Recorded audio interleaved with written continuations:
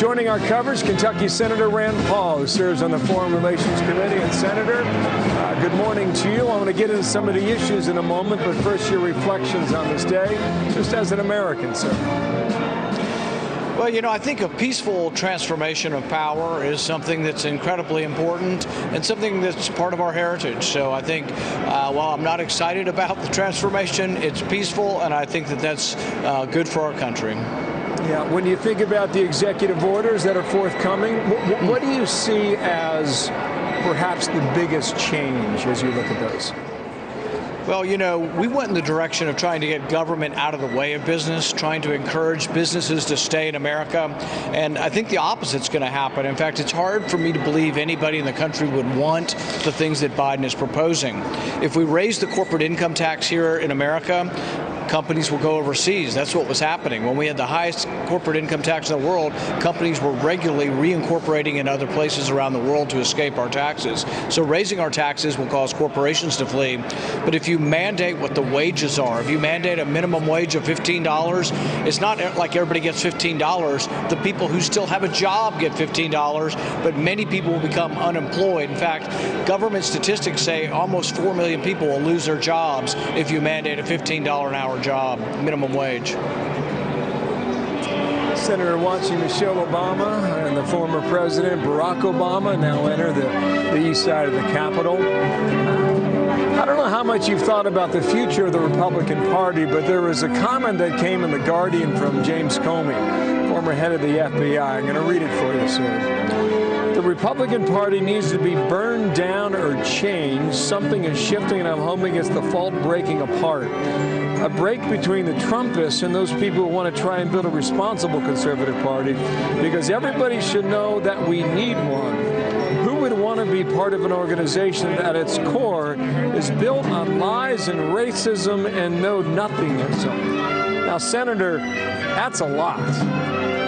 Have you heard that comment? When we start taking advice from Comey, a notorious liar, a guy who ruined the FBI, a guy who used the enormous power of government to go after his political opponent, Donald Trump, I think when we start taking his advice, we're taking the wrong advice. And so I don't plan on listening to anything from Comey.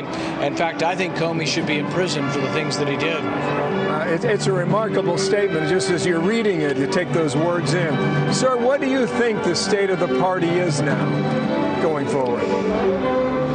My fear is that if Republicans, particularly Republican leadership, goes along with this impeachment, they'll destroy the party. And so I think it's a huge mistake. I think it's a hugely partisan exercise on the part of the Democrats. But for Republicans who go along with it, I think they'll destroy our party. Donald Trump isn't everything in the party, but he did bring a lot of people to the party. And I think it's a huge mistake for people to say, oh, well, we're just going to impeach him and that all of the blue-collar workers that he brought to our party are going to stay. No, I think quite a few of them will be unhappy. So I hope our leadership will think twice about these undercurrents and rumblings about them actually voting for impeachment. I sure hope it doesn't happen. Senator, we saw the Clintons enter there. We'll see more in a moment here for others as they arrive. When was the last time you spoke to President Trump? I spoke to him yesterday, and I think he seemed to be in good spirits. And, you know, seemed like the same old President Trump that I've come to know over the last 4 years. You heard his speech yesterday. What did you think of his closing comments of sorts? What's incredibly important is that we look at the highlights of what we've done over the last 4 years that he's done with the Republican Senate and for some of those years with the Republican House. Largest tax cut in a long, long time. Lowest unemployment in 50 years for every category that you can look at, men, women, black, white, brown. I mean, amazing accomplishments. And then we had this terrible disaster of this pandemic, but also we had the great speed with which we got a vaccine. And I promise you that wouldn't have happened had Donald Trump not been butting some heads around and bullying people at the FDA to make sure that they did their job. It did it in an expeditious fashion. The speed was remarkable. On that topic, sir, just one final question. It appears that COVID relief will be the first push forward legislatively in Congress. What would you sign up for on that? Well, people need to realize there is no money in Washington to give you. There is no rainy day account. There is no savings. We run $1 trillion deficit every year just paying for Medicare, Social Security, Medicaid, food stamps, et cetera, national defense. We're $1 trillion short paying for what we normally pay for, so there is no money. We borrowed an extra $3 trillion last year.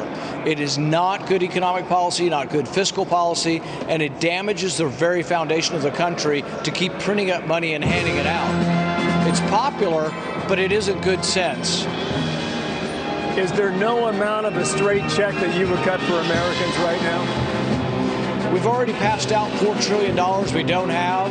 Unemployment's coming down. What I would do for America is open America. If you give governors like Cuomo money, they'll just keep the economy closed. So you don't want to give them an incentive to keep the economy closed. If you open up our country, we'll prosper like we did about a year ago before all this came. Senator, thank you for your time. I look forward to more conversations in the new administration. Rand Paul from Kentucky. Congrats on thank your you, new sir. show. Thank you. Thank you very much. Here's my partner.